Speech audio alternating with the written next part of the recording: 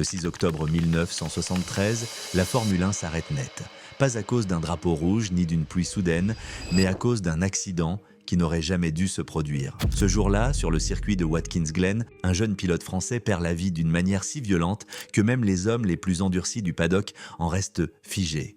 Ce que Jackie Stewart voit alors, triple champion du monde et futur retraité, le marquera à jamais. Il dira plus tard n'avoir jamais vu une scène aussi insoutenable. Et pourtant, ce drame n'est que le début, car ce qui s'est passé ce jour-là va profondément transformer la Formule 1, sa manière de courir et surtout sa manière de protéger ses pilotes. Watkins Glen, 1973. L'avant-dernière course de la saison, Jackie Stewart est sur le point de décrocher son 3e titre mondial, mais ce week-end n'aura rien à voir avec les statistiques, les trophées ou les records. Il va devenir un point de bascule dans l'histoire du sport automobile. Le pilote qui se trouve au cœur de cette tragédie s'appelle François Sever, un talent exceptionnel, un espoir immense pour la France, mais surtout l'ami le plus proche de Jackie Stewart dans le paddock. Plus qu'un coéquipier, presque un frère. Dans cette vidéo, on va revenir sur ce week-end dramatique, comprendre ce qui s'est réellement passé, pourquoi l'accident de François Sever n'était pas une fatalité et comment sa mort a déclenché une prise de conscience qui a sauvé des dizaines de vies par la suite. Si tu t'intéresses à l'histoire vraie de la Formule 1, à ses moments les plus sombres, mais aussi à ce qu'ils ont permis de changer, pense à t'abonner à la chaîne et à liker la vidéo. Ça aide énormément Red Zone Motors à continuer ce travail de fond. Installe-toi confortablement. Parce que ce jour-là, à Watkins Glen, la Formule 1 a perdu un pilote. Mais elle a commencé à changer pour toujours. Jackie Stewart remarque François Sever pour la première fois en Formule 2. Dès les premiers tours de roue, quelque chose attire son attention. Ce n'est pas seulement la vitesse, mais la manière de piloter. Stewart dira plus tard « Ce garçon est quelqu'un qu'il faut surveiller ». À ce moment-là, François Sever n'est encore qu'un jeune pilote talentueux parmi d'autres, mais cette phrase va changer sa trajectoire. Très vite, une relation particulière se crée entre les deux hommes. Jackie Stewart n'est pas seulement un champion du monde confirmé, il devient un mentor. François, de son côté, est avide d'apprendre. Il sait qu'il a la vitesse, mais il lui manque encore la compréhension fine de la voiture, de la course et de lui-même. Lorsque François Sever rejoint l'équipe Tyrrell en 1970, ce n'est pas uniquement grâce à ses performances. Il apporte aussi le soutien de sponsors français importants, ce qui lui vaut certaines critiques dans le paddock. Pour certains, il n'est que le favori d'Elf, un pilote élégant, presque trop parfait, mais Jackie Stewart, lui, ne doute jamais de lui.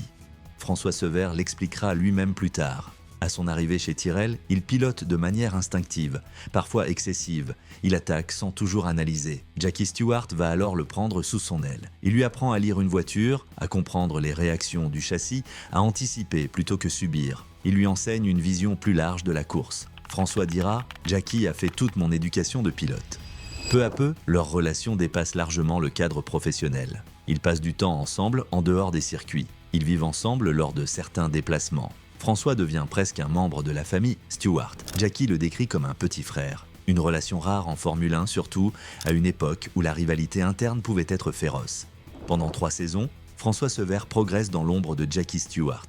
Il observe, il apprend, il affine son pilotage et les résultats finissent par arriver. En 1973, il enchaîne les podiums, montre une régularité impressionnante et une vitesse désormais maîtrisée. Cette année-là, tout semble s'aligner.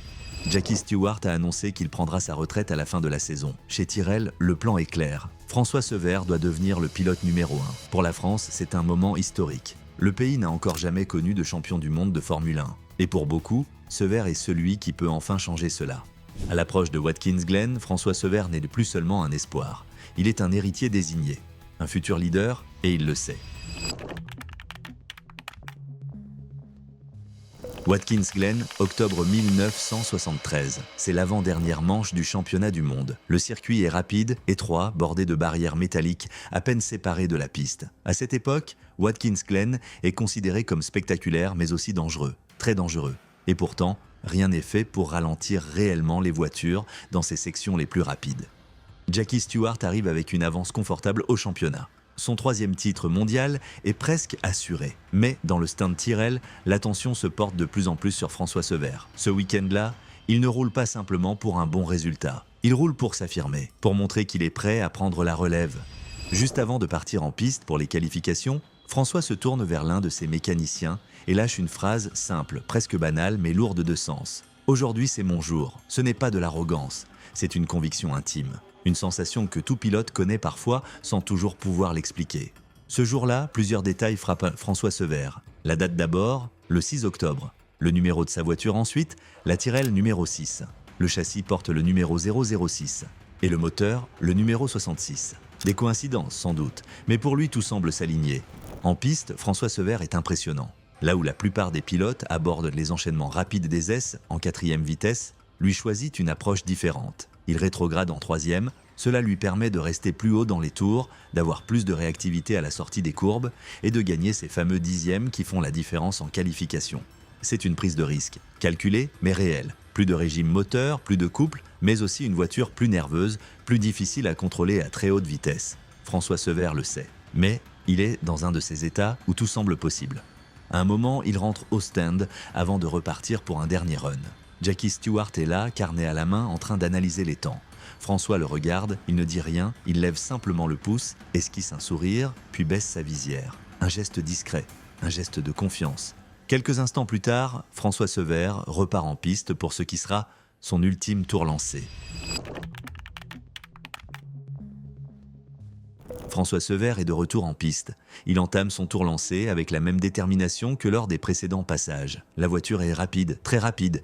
Dans les S, il conserve cette 3e vitesse qui lui permet de rester dans la plage de puissance maximale. À cet instant précis, il ne se bat pas contre les autres pilotes. Il se bat contre le chronomètre. En approchant du virage numéro 3, tout bascule. La Tyrrell devient instable. À cette vitesse, il n'y a presque aucune marge d'erreur. La voiture décroche, François Sevère perd le contrôle. Ce qui suit se joue en une fraction de seconde. La monoplace heurte la barrière d'un côté de la piste, puis est projetée violemment vers l'autre. Ça n'est pas seulement la violence de l'impact qui rend l'accident fatal, c'est ce qui se passe ensuite. Les barrières métalliques, censées absorber le choc et protéger le pilote, ne remplissent pas leur rôle. Les sections d'Armco ne sont pas correctement reliées entre elles. Sous l'impact, elles se désolidarisent. Ce qui devait freiner la voiture devient un élément destructeur. À ce moment-là, il n'y a plus rien à faire. Les premiers pilotes à arriver sur les lieux comprennent immédiatement la gravité de la situation. Jody Scheckter et Mike Hailwood s'arrêtent. Jackie Stewart arrive à son tour quelques instants plus tard, mais il est retenu à distance. Les commissaires savent qu'il ne doit pas voir ce qui s'est passé. Pas comme ça, pas son ami, pas son coéquipier. Plus tard, Jackie Stewart décrira la scène comme l'une des pires qu'il ait jamais connues. Un spectacle insoutenable qu'il n'oubliera jamais.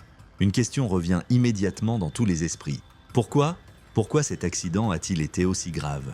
François Sevère avait pris un risque en choisissant un rapport plus court pour maximiser la performance. Mais ce choix, à lui seul, n'explique pas l'issue dramatique. Le véritable problème vient de l'infrastructure. Des barrières mal conçues, mal assemblées, incapables de résister aux forces générées par une Formule 1 lancée à pleine vitesse. Ce jour-là, ça n'est pas seulement un pilote qui disparaît, c'est une illusion qui s'effondre. Celle selon laquelle les circuits de l'époque étaient suffisamment sûrs pour des voitures toujours plus rapides. Lorsque Jackie Stewart sort de sa voiture après l'accident, il annonce qu'il ne courra plus jamais. Quelques heures plus tard, il reprend pourtant la piste, non pas pour lui, mais pour ses mécaniciens, pour leur prouver que l'accident n'était pas de leur faute. Puis il se gare. Il ne prendra jamais le départ de ce qui aurait dû être son 100e Grand Prix. François Sevère devait devenir l'avenir de Tyrrell, il ne verra jamais la suite. La nouvelle se répand rapidement dans le paddock. D'abord par des regards, puis par des mots à voix basse. Très vite, tout le monde comprend que François Sevère est mort. Il avait 29 ans, à 5 mois de son 30e anniversaire. Le reste du week-end se déroule dans une atmosphère irréelle. Malgré le drame, les séances reprennent. À cette époque, c'est la norme. On ne parle pas encore de suspension automatique des événements après un décès. La Formule 1 continue, presque mécaniquement, comme si s'arrêter était impossible. Jackie Stewart, lui, est ailleurs. Il a perdu bien plus qu'un coéquipier. François Sevère était son ami le plus proche dans le monde de la course, celui avec qui il partageait les victoires, les doutes, les discussions tard le soir, celui qu'il préparait consciemment à lui succéder. Stewart confiera plus tard que ce moment a définitivement brisé quelque chose en lui. Il savait déjà qu'il prendrait sa retraite à la fin de la saison, mais la mort de Severt a rendu cette décision irrévocable. Il ne voulait plus exposer sa famille, ses enfants, à ce risque permanent. Il avait vu trop de choses, perdu trop d'amis. Pendant ce temps, en dehors du paddock, l'émotion est immense. En France, François Sevère n'était pas encore champion, mais il représentait un espoir rare. Charismatique, talentueux, apprécié du public comme de ses pairs. Sa disparition laisse un vide brutal, difficile à accepter. Au milieu de cette tristesse collective, une histoire étrange commence à circuler. Une histoire que certains trouvent troublante, d'autres dérangeante. Une histoire qui n'a rien de scientifique, mais qui va marquer durablement ceux qui l'entendent. Parmi les nombreux témoignages apparus après la mort de François Sevère, l'un d'eux va particulièrement marquer les esprits. Il ne vient ni d'un ingénieur, ni d'un pilote, ni d'un responsable de la Formule 1. Il vient de sa compagne de l'époque, Vanina Scherer. Des années plus tard, elle raconte une expérience personnelle qu'elle n'avait jamais rendue publique auparavant. En tant que jeune femme, bien avant de rencontrer François Sevère, elle aurait consulté une voyante avec sa mère. Lors de cette séance, la médium lui aurait tenu des propos qu'elle juge alors absurdes et qu'elle oublie complètement avec le temps. Selon ce récit, la voyante lui aurait dit que son mariage ne durerait pas, qu'elle rencontrerait un jeune homme qui marquerait profondément sa vie et qu'il serait lié à la mer. Elle aurait même évoqué des yeux bleus. À l'époque, Vanina n'y prête aucune attention. Plusieurs années plus tard, elle rencontre François Sevère, un homme aux yeux bleus, pilote, français, et dont le nom, par coïncidence, évoque la mer. Troublée par ce souvenir, elle décide de retourner voir la voyante. Cette fois-ci, le discours aurait changé. La médium aurait parlé d'une machine brisée, de roues, d'un corps absent, d'une carrière brillante mais écourtée, et surtout d'une phrase glaçante. Selon ce témoignage, François Sevère ne devait pas atteindre l'âge de 30 ans. Lorsque Vanina rapporte cette histoire à François, il la balaie d'un revers de main. Il ne croit pas à ce genre de choses. Il plaisante même. Il dit que cette femme est folle, qu'il sera champion du monde avant ses 30 ans. Et la conversation s'arrête là. Pourtant, toujours selon plusieurs proches, François Sevère aurait lui-même consulté une voyante par la suite. Là encore, le discours serait resté le même. Une carrière exceptionnelle, une reconnaissance mondiale. Mais une vie qui s'arrêterait avant ses 30 ans. François Sevère meurt à 29 ans, 5 mois avant son anniversaire. Il est important de le rappeler clairement. Cette histoire ne repose que sur des témoignages personnels, rapportés bien après les faits. Elle n'est pas vérifiable, elle n'explique rien, elle n'a aucune valeur scientifique. Mais elle participe à l'aura presque irréelle qui entoure encore aujourd'hui la disparition de François Sevère. La mort de François Sevère n'est pas seulement une tragédie personnelle pour Jackie Stewart, elle agit comme un déclencheur définitif. Depuis des années déjà, Stewart alerte sur les dangers de la Formule 1. Les circuits mal sécurisés, les barrières obsolètes, l'absence de protocoles médicaux sérieux. Mais jusque-là, ces avertissements sont souvent perçus comme excessifs. Certains le trouvent trop prudent. D'autres disent qu'il exagère. Après Watkins Glen, tout change. Jackie Stewart n'a plus rien à perdre. Sa carrière est terminée, sa parole est libre, et surtout, il a perdu l'un de ses plus proches amis. À partir de ce moment-là, il décide de transformer cette colère et cette douleur en combat. Dans un premier temps, son action se concentre sur Watkins Glen. Il pousse les organisateurs à modifier le tracé. Les enchaînements rapides des essais sont désormais ralentis par l'ajout de chicanes. L'objectif est simple, réduire la vitesse là où les conséquences d'un accident seraient impossibles à maîtriser. Ce changement sert d'exemple. D'autres circuits commencent à revoir leur configuration.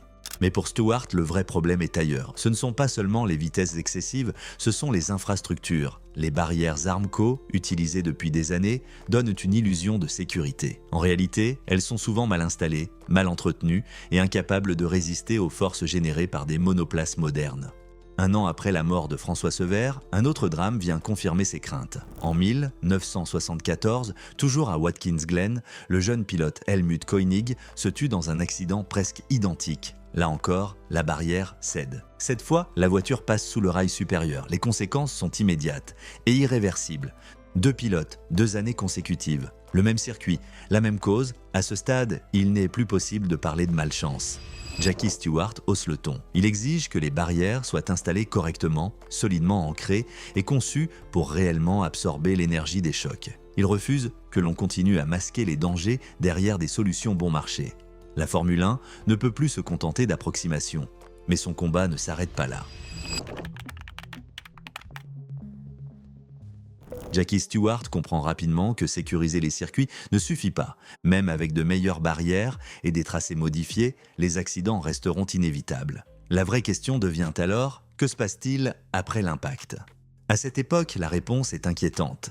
Les équipes médicales sont souvent mal formées. Les médecins ne sont pas toujours spécialisés dans le trauma. Les ambulances sont parfois absentes ou mal équipées. Quant aux hélicoptères, ils ne sont pas systématiquement disponibles. En clair, la survie d'un pilote dépend encore trop souvent du hasard. Stewart décide donc d'attaquer le problème à la racine. Il commence à poser des questions que personne n'aime entendre. Pourquoi les médecins ne sont-ils pas formés aux accidents à haute vitesse? Pourquoi n'existe-t-il pas de plan d'évacuation clair? Pourquoi les pilotes ne sont-ils pas systématiquement examinés par de vrais spécialistes après un choc violent? Peu à peu, ces questions deviennent impossibles à ignorer. La pression augmente. La FIA finit par réagir. Un médecin britannique, le professeur Sid Watkins, est nommé pour superviser la sécurité médicale en Formule 1. C'est un tournant majeur. Pour la première fois, la discipline s'appuie sur une autorité médicale centrale, compétente et indépendante. Dans le même temps, les voitures elles-mêmes commencent à évoluer. Les châssis sont renforcés. Les réservoirs de carburant sont redessinés pour limiter les incendies. Les casques intégraux deviennent la norme. Chaque amélioration est d'abord critiquée. Certains parlent de pilotes transformés en cobayes, d'autres craignent une perte de spectacle. Mais les chiffres parlent d'eux-mêmes. Les décès diminuent, les accidents restent spectaculaires, mais de plus en plus souvent, les pilotes s'en sortent vivants. Ce changement de mentalité ne se fait pas du jour au lendemain. Beaucoup résistent. Certains pilotes estiment que le danger fait partie du métier. Jackie Stewart, lui, reste inflexible. Il a vu trop de drames pour reculer. Pour lui, le courage n'est pas de prendre des risques inutiles, mais de refuser qu'ils deviennent une fatalité. François Severn n'a jamais été champion du monde, il n'a pas eu le temps. Et pourtant, son nom reste profondément inscrit dans l'histoire de la Formule 1. Non pas pour un palmarès, mais pour ce qu'il a représenté. Un talent brut devenu pilote complet. Un espoir immense pour toute une génération et le symbole d'une époque où la vitesse progressait plus vite que la sécurité. Jackie Stewart dira plus tard qu'il aurait voulu que François Severn soit surtout retenu pour ce qu'il était en dehors de la voiture. Un homme charismatique, passionné, pianiste à ses heures, amateur de belles choses, un pilote qui aimait la vie autant que la course et qui la vivait intensément. Sa disparition a forcé la Formule 1 à regarder la réalité en face, à comprendre que le danger ne pouvait plus être accepté comme une simple composante du spectacle, que perdre des pilotes chaque saison n'était pas une fatalité mais la conséquence de choix techniques, économiques et humains. Aujourd'hui, quand un pilote sort indemne d'un accident spectaculaire, quand une cellule de survie résiste, quand un médecin intervient en quelques secondes, quand un hélicoptère décolle immédiatement, tout cela est le fruit de décennies de combats. Et dans cette chaîne de décision, le nom de François Severn occupe une place particulière. Il n'est pas la seule raison, il n'est pas l'unique déclencheur. Mais sa mort fait partie de ces événements qui ont rendu le changement inévitable, qui ont obligé le sport à évoluer, parfois à contre-cœur, mais dans la bonne direction. La Formule 1 reste dangereuse, elle le sera toujours, mais elle n'est plus aveugle. Et si elle a appris à mieux protéger ses pilotes, c'est aussi grâce à ceux qu'elle a perdus. François Severn avait tout pour devenir l'avenir de la Formule 1 française. Il est devenu autre chose, un symbole, celui d'un sport à un moment charnière. Un rappel permanent que le progrès n'a de sens que s'il protège ceux qui le rendent possible. Si cette histoire t'a marqué, si tu apprécies ce format documentaire et cette approche respectueuse de l'histoire du sport automobile, pense à t'abonner à Red Zone Motors et à liker la vidéo. Ton soutien permet à la chaîne de continuer à produire ce type de contenu en profondeur. Merci d'avoir regardé jusqu'au bout et à très bientôt pour une nouvelle page de l'histoire du sport mécanique.